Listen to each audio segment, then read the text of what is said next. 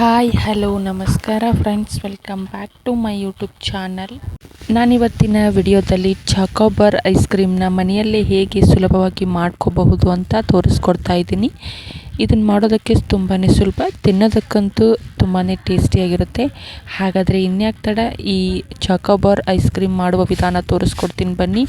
ಇನ್ನೂ ಯಾರು ನಮ್ಮ ಚಾನಲ್ಗೆ ಸಬ್ಸ್ಕ್ರೈಬ್ ಆಗದೆ ವಿಡಿಯೋ ನೋಡ್ತಿದ್ದೀರಾ, ಪ್ಲೀಸ್ ನಮ್ಮ ಚಾನಲ್ಗೆ ಸಬ್ಸ್ಕ್ರೈಬ್ ಮಾಡ್ಕೊಳ್ಳಿ ಮತ್ತು ಪಕ್ಕದಲ್ಲಿರುವ ಬೆಲ್ ಬಟನ್ ಪ್ರೆಸ್ ಮಾಡಿ. ಬನ್ನಿ ಹಾಗಿದ್ರೆ ವಿಡಿಯೋನ ಶುರು ಮಾಡೋಣ. ಮೊದಲಿಗೆ ನಾನಿಲ್ಲಿ ಒಂದು ಅಗಲವಾದ ಪಾತ್ರೆಗೆ ನಾನು ಒಂದು ಅರ್ಧ ಲೀಟರ್ ಆಗುವಷ್ಟು ಹಾಲನ್ನು ತೊಗೊಂಡಿದ್ದೀನಿ. ನಾನಿಲ್ಲಿ ದೊಡ್ಡ ಹಾಲು ತೊಗೊಂಡಿದ್ದೀನಿ. ನೀವು ಯಾವ ಬ್ರ್ಯಾಂಡ್ ಬೇಕಾದರೂ ಯೂಸ್ ಮಾಡ್ಕೋಬೋದು. ನೀವು ಹಾಲಿನ ಪೌಡರ್ನ ಯೂಸ್ ಮಾಡಿಕೊಂಡು ಕೂಡ ಮಾಡ್ಕೋಬೋದು. ಅದಾದ ನಂತರ 10 ರೂಪಾಯಿ ಪಾಕೆಟ್ ಹಾಲಿನ ಇರುತ್ತಲ್ವ, ಅದನ್ನು ಕೂಡ ಇವಾಗ ಹಾಕೋತಾ ಇದ್ದೀನಿ. ಟೋಟಲಾಗಿ 3/4 ಲೀಟರ್ ಆಗುವಷ್ಟು ನಾನಿಲ್ಲಿ ಹಾಲನ್ನು ಯೂಸ್ ಮಾಡ್ಕೊಂಡಿದ್ದೀನಿ. ಇದನ್ನು ಒಲೆ ಮೇಲೆ ಕಾಯೋಕ್ಕೆ ಇಡೋಣ. ಅದು ಚೆನ್ನಾಗಿ ಕಾಯಲಿ. ನಂತರ ನಾನಿಲ್ಲಿ 2 ಟೇಬಲ್ ಸ್ಪೂನ್ ಆಗುವಷ್ಟು ನಾನಿಲ್ಲಿ ಮೈದಾ ಹಿಟ್ಟನ್ನು ತೊಗೊಂಡಿದ್ದೀನಿ. ಇದರ ಬದಲಾಗಿ ನೀವು ಕಾರ್ನ್ಫ್ಲೋರ್ ಅಥವಾ ಅಕ್ಕಿ ಹಿಟ್ಟನ್ನು ಕೂಡ ಯೂಸ್ ಮಾಡ್ಕೋಬಹುದು. ಇದನ್ನು ಸ್ವಲ್ಪ ತಣ್ಣಗಿರುವ ಹಾಲು ಅಥವಾ ನೀರಲ್ಲಿ ಮಿಕ್ಸ್ ಮಾಡಿದರೂ ನಡೆಯುತ್ತೆ. ಇದರಲ್ಲಿ ಚೆನ್ನಾಗಿ ಮಿಕ್ಸ್ ಮಾಡಿಬಿಟ್ಟು, ಇವಾಗ ಹಾಲು ಚೆನ್ನಾಗಿ ಕಾದಿದೆಯಲ್ವಾ, ನೋಡಿ ಉಕ್ಕಿ ಬರ್ತಾ ಇದೆ. ಇದು ಕೆನೆಗಟ್ಟಕ್ಕೆ ಬಿಡಬಾರ್ದು. ಸ್ಪೂನ್ ಸಹಾಯದಿಂದ ನೀಟಾಗಿ ಮಿಕ್ಸ್ ಮಾಡ್ತಾ ಚೆನ್ನಾಗಿ ಕಾಯಿಸಬೇಕು. ಇದು ಫುಲ್ ದಪ್ಪ ಆಗಬೇಕು ಹಾಲು, ಅಲ್ಲಿವರೆಗೂ ಚೆನ್ನಾಗಿ ಕಾಯಿಸ್ಕೊಳ್ಳೋಣ. ಸಿಹಿಗೆ ಅಂತ ಹೇಳಿಬಿಟ್ಟು ನಾವಿಲ್ಲಿ ಸಕ್ಕರೆನ ಹಾಕ್ಕೊಳ್ಳೋಣ. ಸಕ್ಕರೆ ನಾನಿಲ್ಲಿ 3 ಚಮಚದಷ್ಟು ಸಕ್ಕರೆನ ಹಾಕ್ಕೊತಾ ಇದ್ದೀನಿ. ನೀವು ಜಾಸ್ತಿ ಬೇಕಂದರೆ ಹೆಚ್ಚು ಕೂಡ ಹಾಕ್ಕೋಬೋದು. ನಾನಿಲ್ಲಿ ಮೀಡಿಯಮ್ ಆಗಿ 3 ಸ್ಪೂನ್ ಆಗುವಷ್ಟು ಸಕ್ಕರೆನ ಹಾಕ್ಕೊಂಡಿದ್ದೀನಿ. ಇದನ್ನು ಕೈ ಆಡಿಸ್ತಾ ಚೆನ್ನಾಗಿ ಮಿಕ್ಸ್ ಮಾಡ್ಕೋಬೇಕಾಗತ್ತೆ. ನೋಡಿ ಇವಾಗ ಚೆನ್ನಾಗಿ ಮಿಕ್ಸ್ ಮಾಡ್ಕೋತಾ ಇದ್ದೀನಿ. ನಂತರ ಇವಾಗ ಆಲ್ರೆಡಿ ನಾವು ಒಂದು ಬೌಲಲ್ಲಿ ಮೈದಾ ಹಿಟ್ಟನ್ನು ಕಲಸಿಟ್ಕೊಂಡಿದ್ವಲ್ಲ, ಅದನ್ನು ಕೂಡ ಇದರಲ್ಲಿ ಹಾಕ್ತಾಯಿದ್ದೀನಿ. ಹಾಕಿಬಿಟ್ಟು ಚೆನ್ನಾಗಿ ಮಿಕ್ಸ್ ಮಾಡ್ಕೊಳ್ಳೋಣ. ಈ ಮೈದಾ ಹಿಟ್ಟನ್ನು ಯಾಕೆ ಹಾಕೋತೀವಿ ಅಂದರೆ, ಈ ಐಸ್ ಕ್ರೀಮ್ಗೆ ಇದು ತುಂಬಾ ಚೆನ್ನಾಗಿ ಕೋಟಿಂಗ್ ಕೊಡುತ್ತೆ. ಅದಕ್ಕೋಸ್ಕರ ಇವಾಗ ಹಾಕಿಬಿಟ್ಟು ಚೆನ್ನಾಗಿ ಮಿಕ್ಸ್ ಮಾಡ್ತಾಯಿದ್ದೀನಿ.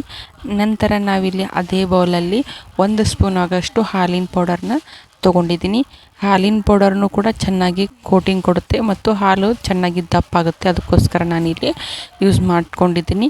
ಇದನ್ನು ಕೂಡ ಹಾಲು ಅಥವಾ ನೀರಲ್ಲಿ ಮಿಕ್ಸ್ ಮಾಡಿ ಇದನ್ನು ಹಾಲಲ್ಲಿ ಹಾಕ್ಕೋಬೇಕಾಗತ್ತೆ. ನೋಡಿ 1 ಗಂಟೆ ಇರಬಾರ್ದು, ಅಲ್ಲಿವರೆಗೂ ಚೆನ್ನಾಗಿ ಮಿಕ್ಸ್ ಮಾಡ್ಕೊಳ್ಳಿ. ನೋಡಿ ಇವಾಗ ಚೆನ್ನಾಗಿ ಮಿಕ್ಸ್ ಆಗಿದೆ. ಇವಾಗ ಹಾಲು ಚೆನ್ನಾಗಿ ಕುದೀತಾ ಇದೆ ಲೋ ಫ್ಲೇಮ್ನಲ್ಲಿ.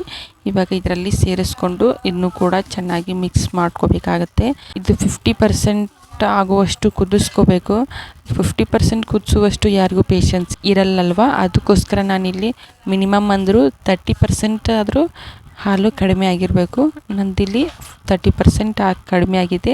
ಇದನ್ನ ಇವಾಗ ಗ್ಯಾಸ್ ಆಫ್ ಮಾಡಿಬಿಟ್ಟು ಫುಲ್ ತಣ್ಣಗಾಗಬೇಕು ಹಾಲು. ಅಲ್ಲಿವರೆಗೂ ತಣ್ಣಗಾದ್ಮೇಲೆ ನಾನು ತೋರಿಸ್ತಾ ಇದ್ದೀನಿ. ಇವಾಗ ತಣ್ಣಗಾಗಿದೆ.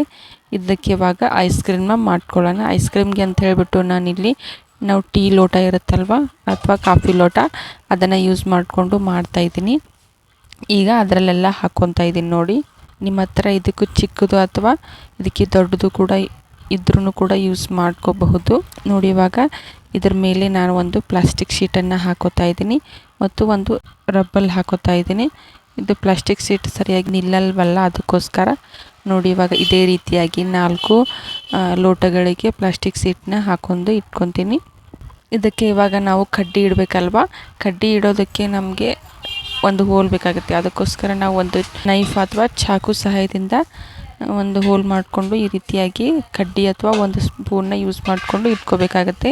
ನನ್ನ ಹತ್ರ ಐಸ್ ಕ್ಯಾಂಡಿ ಕಡ್ಡಿ ಇರಲಿಲ್ಲ, ಅದಕ್ಕೋಸ್ಕರ ಒಂದು ಸ್ಪೂನ್ ಇತ್ತು, ಅದಕ್ಕೋಸ್ಕರ ಅದನ್ನ ಇಟ್ಕೊಂಡಿದ್ದೀನಿ. ಇದೇ ರೀತಿಯಾಗಿ 4 ಲೋಟಗಳಿಗೆ ಒಂದೊಂದು ಸ್ಪೂನನ್ನು ಇಟ್ಟು ರೆಡಿ ಮಾಡಿದ್ದೀನಿ. ಇದನ್ನ ಇವಾಗ ಫ್ರೀಝರ್ನಲ್ಲಿ 8 ರಿಂದ 12 ಗಂಟೆಗಳ ಕಾಲ ಇಡಬೇಕಾಗತ್ತೆ. ಡೇ ಟೈಮ್ನಲ್ಲಿ ಇಟ್ಟರೆ ನಾವು ಆಗಾಗ ಫ್ರಿಡ್ಜ್ ಓಪನ್ ಮಾಡ್ತಾ ಇರ್ತೀವಿ, ಅದು ಸರಿಯಾಗಿ ಆಗೋದಿಲ್ಲ. ಅದಕ್ಕೋಸ್ಕರ ನಾನಿಲ್ಲಿ ನೈಟೇ ಮಾಡೋಕ್ಕೆ ಇಟ್ಟಿದ್ದೆ. ಅದಾದ ನಂತರ ನಾವಿಲ್ಲಿ ಚಾಕೋಬಾರ್ ಐಸ್ ಕ್ರೀಮ್ಗೆ ಚಾಕ್ಲೇಟ್ ಬೇಕಲ್ವ, ನಾನಿಲ್ಲಿ ಡೈರಿ ಮಿಲ್ಕ್ ಚಾಕ್ಲೇಟ್ನ ಯೂಸ್ ಮಾಡ್ಕೊಂಡಿದ್ದೀನಿ. ನಾವು 10 ರೂಪಾಯಿ ಪಾಕೆಟನ್ನು 3 ತೊಗೊಂಡಿದ್ದೀನಿ. ಅದನ್ನು 3 ಕೂಡ ಕಟ್ ಮಾಡಿ ಇಟ್ಕೋತಾ ಇದ್ದೀನಿ. ನೋಡಿ, ಸಣ್ಣ ಪೀಸ್ಗಳಾಗಿ ಚೆನ್ನಾಗಿ ಕಟ್ ಮಾಡಿಕೊಂಡು ಇಟ್ಕೋಬೇಕಾಗತ್ತೆ. ನಾನಿಲ್ಲಿ ಕೈಗಳ ಸಹಾಯದಿಂದ ನೀಟಾಗಿ ಮುರಿದು ಇಟ್ಕೋತಾ ಇದ್ದೀನಿ. ಅದಾದ ನಂತರ ನಾನಿಲ್ಲಿ ಒಂದು ಅಗಲವಾದ ಪಾತ್ರೆಯಲ್ಲಿ ನೀರನ್ನು ಹಾಕಿಬಿಟ್ಟು ಅದನ್ನು ಕಾಯಿಸೋಕ್ಕೆ ಇಟ್ಟಿದ್ದೆ. ಅದು ಚೆನ್ನಾಗಿ ಕಾದಿದೆ. ಅದು ಕಾದ ನಂತರ ಈ ನಾವು ಚಾಕ್ಲೇಟ್ ಬೌಲ್ ಇತ್ತಲ್ವ, ಆ ಬೌಲನ್ನು ಇದರಲ್ಲಿ ನೀರಲ್ಲಿ ಇಟ್ಕೊಳ್ಳೋಣ. ಅದು ಚೆನ್ನಾಗಿ ಮೆಲ್ಟ್ ಆಗಬೇಕು ಚಾಕ್ಲೇಟು, ಅಲ್ಲಿವರೆಗೂ ಚೆನ್ನಾಗಿ ಮಿಕ್ಸ್ ಮಾಡ್ಕೋಬೇಕಾಗತ್ತೆ. ಈ ಚಾಕ್ಲೇಟ್ ಇವಾಗ ಚೆನ್ನಾಗಿ ಗಟ್ಟಿಯಾಗಿದೆ. ಇದಕ್ಕೆ ಇವಾಗ 1 ಸ್ಪೂನ್ ಆಗೋಷ್ಟು ಕುಕ್ಕಿಂಗ್ ಆಯಿಲ್ನ ಹಾಕೋಬೇಕಾಗತ್ತೆ. ಕುಕ್ಕಿಂಗ್ ಆಯಿಲ್ ಹಾಕಿದರೆ ಸ್ವಲ್ಪ ತೆಳುವಾಗುತ್ತೆ ಚಾಕ್ಲೇಟ್, ಅದಕ್ಕೋಸ್ಕರ ನಾನಿಲ್ಲಿ ಹಾಕಿದ್ದೀನಿ. ಇದಕ್ಕೆ ಯಾವುದೇ ಕಾರಣಕ್ಕೂ ನೀರನ್ನು ಹಾಕಬಾರ್ದು. ನೀರು ಹಾಕಿದರೆ ಚಾಕ್ಲೇಟ್ ಸಪ್ರೇಟು, ನೀರು ಸಪ್ರೇಟ್ ಆಗುತ್ತೆ. ಅದಕ್ಕೋಸ್ಕರ ಇವಾಗ ರೆಡಿಯಾಗಿದೆ. ಇದನ್ನು ತಣ್ಣಗೋಕ್ಕೆ ಬಿಡೋಣ. ಅದಾದ ನಂತರ ನಾನು ಇಲ್ಲಿ ಸತತವಾಗಿ 8 ಗಂಟೆಗಳ ಕಾಲ ಫ್ರೀಝರ್ನಲ್ಲಿ ಇಟ್ಟಿದ್ವಲ್ಲ ಐಸ್ ಕ್ರೀಮ್ನ, ಅದನ್ನ ಇವಾಗ ಓಪನ್ ಮಾಡಿದ್ದೀನಿ. ನೋಡಿ ಇವಾಗ ಪರ್ಫೆಕ್ಟಾಗಿ ರೆಡಿಯಾಗಿದೆ. ಇದನ್ನ ಇವಾಗ ಒಂದೊಂದು ಐಸ್ ಕ್ರೀಮ್ನ ಸೈಡ್ಗೆ ಎತ್ತಿ ಇಟ್ಕೋಬೇಕಾಗತ್ತೆ. ನೋಡಿ ಇವಾಗ ಇದನ್ನು ನಿಧಾನವಾಗಿ ಈ ರೀತಿಯಾಗಿ ತಿರುಗಿಸಿದ್ರೆ ಪರ್ಫೆಕ್ಟಾಗಿ ಬರುತ್ತೆ. ನೋಡಿ ಇವಾಗ ಪರ್ಫೆಕ್ಟಾಗಿ ಬಂದಿದೆ. ನಾವು ಆಲ್ರೆಡಿ ಚಾಕ್ಲೇಟ್ ಸಿರಪ್ ಮಾಡಿ ಇಟ್ಕೊಂಡಿದ್ವಲ್ಲ, ಅದನ್ನ ಇವಾಗ ಇದರಲ್ಲಿ ಡಿಪ್ ಮಾಡಬೇಕಾಗತ್ತೆ. ಇದು ಡಿಪ್ ಮಾಡಲು ಹೋದಾಗ ಇದು ಸರಿಯಾಗಿ ಆಗಲಿಲ್ಲ. ಅದಕ್ಕೋಸ್ಕರ ನಾನಿಲ್ಲಿ 1 ಸ್ಪೂನಿಂದ ಈ ಚಾಕ್ಲೇಟ್ ಸಿರಪ್ನ ಇದ್ರ ಮೇಲೆ ಹಾಕೋತಾ ಇದ್ದೀನಿ. ನೀವು ಒಂದು ಲೋಟದಲ್ಲಿ ಹಾಕ್ಕೊಂಡ್ಬಿಟ್ಟು ಹಾಕಿದರೆ ಚೆನ್ನಾಗಿ ಚಾಕ್ಲೇಟೆಲ್ಲ ಹತ್ಕೊಳ್ಳುತ್ತೆ. ನಾನಿಲ್ಲಿ ಈ ರೀತಿಯಾಗಿ ಮಾಡ್ಕೋತಾ ಇದ್ದೀನಿ. ನೀವು ಈ ರೀತಿ ಏನಾದರೂ ಮಾಡ್ಕೋಬೋದು, ಅಥವಾ ಒಂದು ಲೋಟದಲ್ಲಿ ಈ ಸಿರಪ್ನ ಹಾಕ್ಕೊಂಡ್ಬಿಟ್ಟು ಡಿಪ್ ಕೂಡ ಮಾಡ್ಕೋಬಹುದು. ನೋಡಿ ಇವಾಗ ಎಲ್ಲ ಕಡೆ ಚಾಕ್ಲೇಟ್ ಕ್ರೀಮೆಲ್ಲ ಹತ್ಕೊಂಡಿದೆ. ಇದನ್ನ ಇವಾಗ ಒಂದು ಪ್ಲೇಟ್ನಲ್ಲಿ ಸರ್ವ್ ಮಾಡ್ಕೊಳ್ಳೋಣ. ನೋಡಿ ಇವಾಗ ಇದನ್ನು ಯಾವ ಫ್ರೀಝರ್ನಲ್ಲೂ ಇಡಬೇಕು ಅಂತ ಅವಶ್ಯ ಇಲ್ಲ. ಇದು ತಾನೇ ಚಾಕ್ಲೇಟ್ ಎಲ್ಲ ಗಟ್ಟಿಯಾಗುತ್ತೆ. ನೋಡಿ ಇವಾಗ ಎಷ್ಟು ಚೆನ್ನಾಗಿ ಕಾಣಿಸ್ತಾ ಇದೆ ಅಲ್ವಾ. ನೋಡೋದಕ್ಕೆ ಇಷ್ಟು ಚೆನ್ನಾಗಿ ಕಾಣಿಸ್ತಾ ಇದೆ, ಇನ್ನು ತಿನ್ನೋದಕ್ಕಂತೂ ತುಂಬಾ ಸಖತ್ತಾಗಿತ್ತು. ಹಾಗಾದರೆ ಇನ್ಯಾಕೆ ತಡ, ಈ ಚಾಕೋಬಾರ್ ಐಸ್ ಕ್ರೀಮ್ನ ಹೇಗೆ ಮಾಡೋದಂತ ಗೊತ್ತಾಯ್ತಲ್ವ. ನೀವು ಒಂದ್ಸಲ ಈ ರೆಸಿಪಿನ ಟ್ರೈ ಮಾಡಿ, ಹೇಗೆ ಬಂತು ಅಂತ ನಮಗೆ ತಪ್ಪದೇ ಕಮೆಂಟ್ ಮೂಲಕ ತಿಳಿಸಿ. ಹೀಗೆ ನಮ್ಮ ಚಾನಲ್ಗೆ ಸಪೋರ್ಟ್ ಮಾಡ್ತಾಯಿರಿ. Thank you so much for watching. Bye.